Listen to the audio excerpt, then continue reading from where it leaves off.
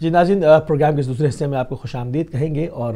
Programme کے سلسلے کو آگے بڑھاتے ہوئے اس وقت ہوا ہے اقوال معصومین کا سیگمنٹ ہے ہمارا، ہدایت کی بات. اور ہدایت کی بات میں ہم اقوال معصومین شروع کرتے ہیں ہمیشہ حضرت محمد مصطفیٰ نبی پیغمبر رسول خدا صلی اللہ علیہ وآلہ وسلم کی ذات گرامی سے.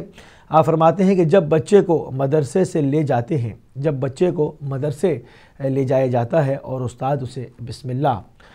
پڑھاتا ہے تو خدا اس کے والدین کو جہنم کی آگ سے بچا لیتا ہے. آپ دیکھیں کہ اس قول کے اندر یوں کہ ایک سامنے کی بات ہے، مگر اس کے اندر کتنی گہرائی پائی جاتی ہے، کتنی اس کے اندر وسعت ہے کہ انسان اگر اس کے اندر غور کرنا چاہے تو اس کے اندر بے شمار مطالب جو ہے وہ اس سے نکل سکتے ہیں، بے شمار نصیحتیں نکلتی ہیں، بے شمار راہیں اس کے لیے زندگی میں اس کے سامنے روشن ہو جاتی ہیں. کہ جب بچے کو مدرسے لے جایا جاتا ہے اور بسم اللہ پڑھتا ہے، یعنی کہ یہ علم حاصل کرنے کا آغاز ہوتا ہے، یعنی کہ خدا اس آغاز کو اتنا پسند کرتا ہے کہ وہ جس کی یہ اولاد ہے اس کے والدین کے گناہوں کو معاف کر دیتا ہے، ان کو جہنم کی آگ سے بچا لیتا ہے. تو یہاں پر یہ جا رہا ہے، رسول اللہ صلی اللہ علیہ وآلہ وسلم بتانا چاہ رہے ہیں کہ علم کی اتنی فضیلت ہے، علم کا اتنا درجہ ہے، اور علم کے بغیر انسان جو ہے وہ اس کی زندگی ہی نامکمل ہو جاتی ہے، ادھوری رہ جاتی ہے. ایسے انسان جو کہ علم حاصل نہیں کرتا، یا پوری قومیں ایسی جو علم حاصل نہیں کرتی، وہ پورے زمانے میں پیچھے رہ جاتی ہیں. تو اسلام کے اندر علم کی اتنی اہمیت جو ہے وہ واضح کی گئی ہے باقاعدہ. بار بار بہت ایسے جب آپ اقوال معصومین علیہ السلام پر نظر ڈالیں گے تو آپ کو ائمہ کے فرامین میں، رسول خدا کے فرامین میں ایسے متعدد جگہ پر آپ کو یہ ذکر ملے گا کہ وہاں پر جو ہے وہ بہت تاکید کے ساتھ بہت تاکید کی گئی ہے علم حاصل کرنے کی. یہاں تک کہا گیا ہے کہ اس زمانے میں دور دراز علاقہ چین ہوا کرتا تھا، اس کو عربی میں سیند کہتے ہیں. یہاں تو اس کے بھی حدیث میں یہ الفاظ آئے کہ چاہے تمہیں چین تک جانا پڑے، یعنی سیند تک سفر کرنا پڑے، تب بھی تم جاؤ، مگر یہ ہے کہ علم حاصل کرو. ماں کی گود سے لے کے حجر امہ سے لے کے لحد تک، یعنی قبر پہ جانے تک، یعنی کوئی دن تمہارا ایسا نہیں جانا چاہیے جس میں تم کچھ حاصل نہ کر سکو. تو اتنی اہمیت علم حاصل کرنے کی ہے. مزید آگے بڑھیں گے. رسول خدا نے حضرت ابو ذر غفاری علیہ السلام سے فرمایا کہ جب کوئی شخص خود صالح ہو جاتا ہے، جب کوئی شخص خود صالح ہو جاتا ہے تو اللہ تعالیٰ اس کے نیک ہو جانے کے وسیلے سے اس کی اولاد کو اور اس کی اولاد کی اولاد کو بھی نیک کر دیتا ہے. اللہ اکبر. آپ دیکھیں گے کہ جب کوئی شخص خود صالح ہو جائے گا، یعنی کہ خدا کے سامنے سچی توبہ کر لے گا، سچی نیت کر لے گا، اس کے ساتھ راز و نیاز کر لے گا، اس کے ساتھ وعدہ کر لے گا کہ اب میں پرہیزگاری کو اختیار کروں گا اور صالح بن کے زندگی گزاروں گا، تو اس کے کیا امپیکٹ ایک دنیاوی زندگی میں آئے گا. اخروی زندگی تو اس کی بہترین ہو ہی گئی، جو دنیاوی زندگی ہے جو معاشرے میں سب کے سامنے وہ جی رہا ہے، اس میں اس کی اولاد اور اس کی اولاد کی اولاد جو ہے وہ خدا ان کو خود نیک و صالح کر دے گا. تو اتنے فضائل ہیں اس کے، ایک صحیح راستے پر چلنے کے، صحیح تعلیمات پر عمل کرنے کے، کہ میری سمجھ میں نہیں آتا کہ تمام چیزیں ہوتے ہوئے پھر بھی لوگ جو ہے وہ کیوں اس سے روگردانی کرتے ہیں. تمام چیزیں مجالس میں سنتے ہیں، محافلوں میں، تمام جہاں پر بھی جو ہے وہ جو بھی مذہبی نشستیں کہہ لیں کہ منعقد ہوتی ہیں، وہاں پر ہم جاتے ہیں تو ہم فراوانی کے ساتھ فراوان ان تمام چیزوں کا ذکر، ان اذکار کو سنتے ہیں، مگر پھر بھی جو ہے وہ بہت کم خوش قسمت لوگ ہوتے ہیں جو اس کو اپنی زندگیوں پر لاگو کر پاتے ہیں. ورنہ زیادہ تر لوگ جو ہے وہ سن کے صرف ثواب حاصل کرنے کی نیت تک رہ جاتے ہیں، اور اس کے بعد آ کر اپنی زندگیوں میں دوبارہ وہی کو شروع کر دیتے ہیں جس طرح وہ ایک زندگی گزار رہے ہوتے ہیں. بلکہ اس کے اندر اس محفل سے اٹھنے کا، اس تقریب سے واپس آنے کا، ان چیزوں کے سننے کا، اس مجلس میں بیٹھنے کا کوئی اثر جو ہے وہ اپنی روح کے اوپر نہیں لیتے. تو ہمیں کوشش کرنی چاہیے کہ جب بھی ہم کسی ایسے اجتماع میں جائیں، ایسی کسی مجلس میں ہم جائیں جس کے اندر ذکر محمد و آل محمد ہو رہا ہو، اور وہاں سے ہم کو اس طرح فرامین مل رہے ہوں، اور وہ جس میں ہماری زندگی کے ہر شعبے کے اوپر گفتگو ہوئی ہے، ہم وہاں سے چیزوں کو لیں اور ان کو باقاعدہ یاد رکھیں، حفظ کریں اور ان کو اپنی زندگی میں شامل کریں، ان کے تحت اپنی زندگی کو گزارنے کی کوشش کریں. تو یقیناً آپ کو جو ہے وہ ایک ایک کر کے آپ کی بری عادتیں بھی جو ہے وہ ہم دیکھتے ہیں کہ ختم ہوتی جاتی ہیں، اور وہ چیزیں جو ہے اس کے اندر دین کے رنگ بھرنا شروع ہو جاتے ہیں. مزید آگے چلیں گے. مولا امیر المومنین حضرت علی بن ابی طالب علیہ السلام آپ فرماتے ہیں کہ لوگوں کے خوف سے حق کی بات کہنے سے نہ ڈرو. لوگوں کے خوف سے حق کی بات کہنے سے نہ ڈرو، کیونکہ نہ تو کوئی موت کو قریب کر سکتا ہے اور نہ کوئی رزق کو دور کر سکتا ہے. آپ دیکھیں اس کے اندر دو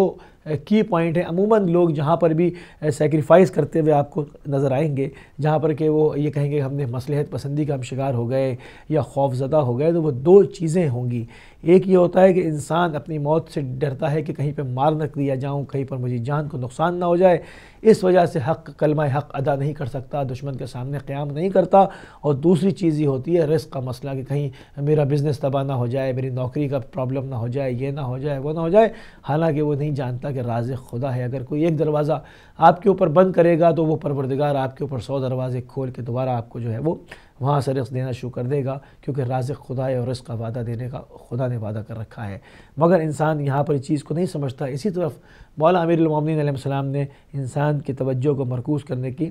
لیے یہ بات ارشاد فرمائی، یہ قول ارشاد فرمایا کہ لوگوں کے خوف کی وجہ سے حق بات کہنے سے نہ رکو، کیونکہ نہ تو کوئی تمہاری موت کو قریب کر سکتا ہے اور نہ کوئی تمہارے رزق کو دور کر سکتا ہے۔ ایک اور قول شامل کریں گے امام محمد باقر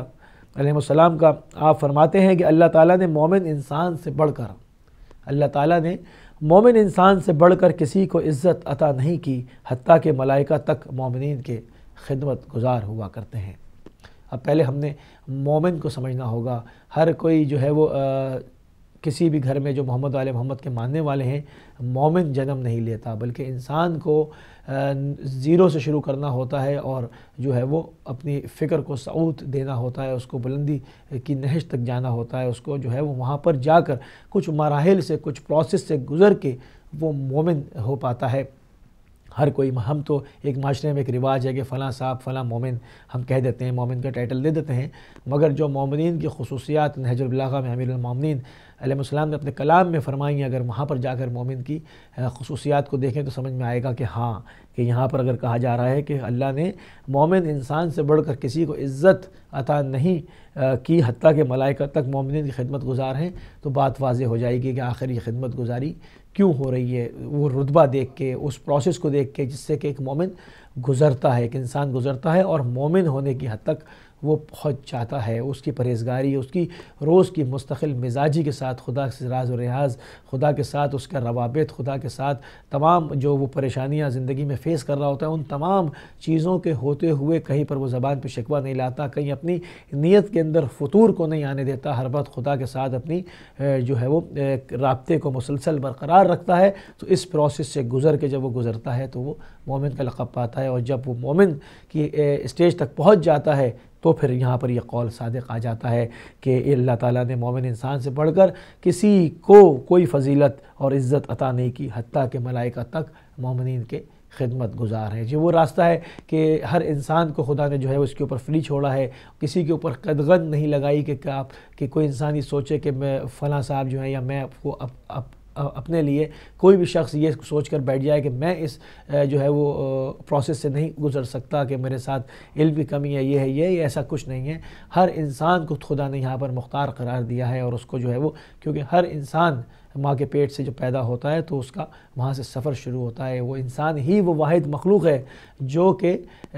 انسان بننے کے سفر کا آغاز کرتی ہے، انسان بنتی ہے، یعنی کہ علم حاصل کرتی ہے، علم دین حاصل کرتی ہے، تمام چیزیں حاصل کرتی ہے اور ایک بلند و بالا مقام حاصل کر لیتی ہے۔ آپ دیکھیں کہ روایتوں کے اندر کتنا سرحد کے ساتھ جو ہے وہ بیان ہوا کہ جناب سلمان فارسی کے جو مقام ان کو عطا ہوا، سلمان منی اہل بیت کہا گیا، جناب ابو ذر کو ان سے زیادہ سچا کوئی شخص نہیں۔ جناب آپ دیکھیں کہ اس سے ہماری تاریخ بھری پڑی ہے۔ تو یہ چیزیں جو ہے وہ انسانوں کو دعوت فکر دیتی ہیں کہ آپ اپنے کو پست اور حقیر نہ جانیں، آگے بڑھتے چلے جائیں، کیونکہ آپ کے پاس ایک ایسا درخشاں مکتب موجود ہے، مکتب محمد علیہ محمد موجود ہے، جس کے اندر زندگی کے ایک ایک گوشے کے اوپر جو ہے مفصل گفتگو ہوئی ہے۔ الحمدللہ آج جو ہے سوشل میڈیا کا دور ہے، انٹرنیٹ کا دور ہے، اب آپ کو جو ہے وہ کسی کے گھر پہ جا کے مہمان رہنے کی ضرورت نہیں پڑتی، کسی مہمان خانے میں نہیں رکنے کی ضرورت پڑتی، کسی سے قصب علم کرنے کی اتنے جو ہے وہ جوخم نہیں کرنے پڑتے۔ اب بہت آسان ہے، آپ کو بہت سارا علم گھر بیٹھے ہوئے انٹرنیٹ کے ذریعے سے مل جاتا ہے۔ تو صرف آپ نے کیا کرنا ہے، اپنی فکر کو اس طرف مائل کرنا ہے کہ میں نے جو ہے وہ خدا سے رابطہ برقرار کرنا ہے۔ جب خدا سے کی کوئی بات مانتا ہے اور اس کے بتائے ہوئے راستے پہ چلتا ہے تو وہ نہیں جانتا، خدا اس کو جاننے کا وسیلہ قرار دیتا ہے، اور بہت ساری چیزیں آپ اپنے گھر میں بیٹھ کے جان سکتے ہیں۔ آگے بڑھیں گے ایک جگہ پہ اور امام جعفر صادق علیہ السلام فرماتے ہیں کہ وہ شخص ہمارا شیعہ نہیں جو زبان سے تو ہمارا قائل ہو مگر اعمال میں ہماری مخالفت کرے۔ اللہ اکبر۔ یہاں پر بھی دیکھیں، ہر شیعوں کی یہاں ہر پیدا ہو جانے والے کو شیعہ کہا جاتا ہے، مگر یہاں پر امام فرما رہے ہیں کہ نہیں، وہ شخص ہمارا شیعہ نہیں جو زبان سے تو ہمارا قائل ہو مگر اعمال میں ہماری مخالفت کرے۔ یعنی ہم نے اس کے اندر رک جانا ہوگا اور اس کے اندر غور کرنا ہوگا، بہت دقیق نگاہوں کے ساتھ دیکھنا ہوگا کہ کہیں ہم ان افراد میں تو شامل نہیں ہو گئے جو کہ زبان سے تو ہم کہہ رہے ہیں کہ ہم مولا کے شیعہ ہیں مگر اعمال میں ان کی مخالفت کر رہے ہیں، ہم نے دیکھنا ہوگا۔ اور اگر کہیں پہ کوئی کمی یا جھول پائیں تو اس کو جو ہے وہ درست کرے، اور اگر کوئی نصیحت کرنے والا، کوئی ناصح بن کے آپ کو ہدایت کرے اور آپ کو جو ہے وہ نصیحت کرے تو اس سے کبھی برا نہ مانیے گا، وہ آپ کا سچا دوست ہے۔ کیونکہ بعض ایسے عیب ہوتے ہیں، ایسے عیوب انسان کے اندر ہوتے ہیں جو زندگی بھر رہتے ہیں اور انسان کو اپنے اندر کے عیب معلوم نہیں ہوتے، مگر بہت ہی کیا کہنا ان لوگوں کا جو کہ ایسے ناصح اور دوست بن کے آپ کی زندگی میں آتے ہیں، جو آپ کو آپ کے ان نقائص اور عیوب کی طرف اشارہ کرتے ہیں، تو ان کو اپنی جان سے لگا کے رکھیے گا، ان کی بات کا کبھی برا نہ مانیے گا۔ یہ پروردگار کی طرف سے نعمت ہوتے ہیں، ورنہ وہ چیزیں آپ لے کر اپنی برزخی زندگی میں داخل ہو جاتے ہیں۔ انہوں نے آپ کو اشارہ فرمایا، آپ کو دکھایا، آپ کو متوجہ کیا، اب آپ کا کام ہے کہ آپ ان چیزوں کو، ان عیوب کو، ان نقائص کو رفع کریں۔ کس طرح سے رفع کریں؟ آپ جو ہے تمسک پیدا کریں، توسل پیدا کریں محمد و آل محمد کے مکتب سے، ان کی تعلیمات سے، ان کے جو بتائے ہوئے راستے ہیں، ان کا جو دیا ہوا خط ہے، جو مکتب ہے، اس کے ساتھ جب آپ توسل اختیار کریں گے، جب آپ رابطہ جو ہے وہ اپنا برقرار کر لیں گے تو آپ کے اوپر جو ہے وہاں سے فیض آپ کو حاصل ہونا شروع ہو جائے گا۔ اس نور کی جو کرنیں ہیں وہ چھن چھن کے جو ہے وہ آپ تک منتقل ہونی شروع ہو جائیں گی، کیونکہ وہ ایک ایسی رحمت ہے جو کہ ہر وقت لبریز ہے، چھلکتی رہتی ہے۔ صرف ہم انسانوں کی، ہم لوگوں کی جو ہے وہ یہ بدقسمتی ہے کہ ہم اس سے اتنا فیض حاصل نہیں کر پاتے کہ جتنا فیض حاصل کرنا چاہیے۔ ایک اور قول، اور اس قول کو پڑھ کے میں اپنے اس سیگمنٹ کا اختتام کروں گا کہ امام یہ قول ہے مولا امیر المومنین حضرت علی بن ابی طالب علیہ السلام سے، آپ فرماتے ہیں کہ جب تک تمہیں کسی کام کا تجربہ حاصل نہ ہو جائے، جب تک تمہیں کسی کام کا تجربہ حاصل نہ ہو جائے اس کے بارے میں کوئی اقدام نہ کرو۔ سبحان اللہ، آپ دیکھیں کہ کس قدر خوبصورت قول ہے اور کتنا پریکٹیکل لائف کے اندر یہ کام آنے والی چیز ہے۔ اگر صرف ایک جملے، ایک لائن کے اس قول کو اپنے ذہنوں کے اندر ذہن نشین کر لیا جائے، اپنے دماغ میں اس کو راسخ کر لیا جائے تو آپ یقین کریں کہ اپنی پریکٹیکل لائف میں کہیں پر آپ دھوکہ نہیں کھائیں گے، کہیں پر آپ کے ساتھ کوئی فراڈ نہیں ہوگا، کہیں پر آپ کو کوئی لاس نہیں ہوگا۔ کتنی کام کی بات ہے کہ جب تک تمہیں کسی کام کا تجربہ حاصل نہ ہو جائے، یہ بنیادی جو ہے وہ بزنس کرنے کا اصول ہے کہ جب تک تمہیں کسی کام کے کرنے کا تجربہ حاصل نہ ہو جائے اس کے بارے میں کوئی اقدام نہ کرو۔ ہم دیکھتے ہیں کہ بعض لوگ دیکھتے ہیں کہ یہ رننگ بزنس ہے، یہ چلتا ہوا بزنس ہے، میں اس کو بائی کر لیتا ہوں، میں اس کے کام کرتا ہوں، مگر اس کی جو الف بے سے وہ واقف نہیں ہوتے، اور کیا ہوتا ہے کہ وہ جیسے ہی اس بزنس کو ہاتھ میں لیتے ہیں لاسز ہونے شروع ہو جاتے ہیں اور وہ سب کچھ تباہ و برباد ہو جاتا ہے۔ تو امام فرماتے ہیں جب تک تمہیں کسی بھی کام کا ایک پورا ایک فارمولہ دے دیا، اس کو آپ بزنس میں بھی اور مختلف جگہوں پہ بھی کہیں پر بھی پریکٹیکل لائف کے اندر اس کو فٹ کر سکتے ہیں، اس سے آپ فیض اٹھائیں گے کہ جب تک تمہیں کسی کام کا تجربہ حاصل نہ ہو جائے تم اس کے بارے میں کوئی اقدام نہ کرو۔ جبھی تو ہم کہتے ہیں کہ ہمارے ائمہ معصومین علیہ السلام نے، رسول خدا صلی اللہ علیہ وآلہ وسلم نے، یہ انوار مقدسات ہیں، ان 14 معصومین نے زندگی کے ہر پہلو کے اوپر، ہر گوشے کے اوپر جو ہے وہ مفصل گفتگو کی ہے۔ کوئی زندگی کا پہلو آپ نکال کے دکھا دیں، کوئی رشتہ ایسا دکھا دیں جو کہ انسان کا انسان کے ساتھ جو ہے وہ رابطہ ہو اور وہ رشتہ رکھتا ہو، اور اس کی مثال جو ہے وہ محمد علیہ محمد نے اپنی زندگیوں میں پیش نہ کی ہو، چاہے ایثار ہو یا قربانی ہو، کسی چیز میں ہو، فداکاری ہو، ہر چیز کے اوپر مفصل گفتگو کی ہے اور اپنی عملی زندگیوں میں اس کو کر دکھایا ہے۔ یہاں پر ناظرین ہم جو ہے وہ اس سیگمنٹ کا ہدایت کی بات کا اور اس کے اندر اقوال معصومین جو آپ کی خدمت میں پیش کی جا رہے تھے ان کا جو ہے وہ اختتام کریں گے اس دعا کے ساتھ کہ پروردگار ہم کو جو ہے وہ ان تمام بہترین ہدایت کے راستوں پر، ان بہترین اقوال پر، ان بہترین حکمتوں کے اوپر جو ہے وہ عمل پیرا ہونے کی توفیق عنایت فرمائے تاکہ ہماری اور آپ کی زندگیوں میں ایک بہترین تبدیلیاں ایجاد ہو سکیں۔ تو ناظرین اس وقت ہم کو جانا ہوگا ایک مختصر سی بریک پر، بریک سے واپس آئیں گے تو آپ کی لائیو کالز بھی کھولیں گے، ٹاپک بھی اناؤنس کریں گے، آپ کی قیمتی آرا کو بھی اپنے پروگرام میں شامل کریں گے اور پروگرام کو مزید آگے بڑھائیں گے۔ چلتے ہیں ایک مختصر سی بریک پہ۔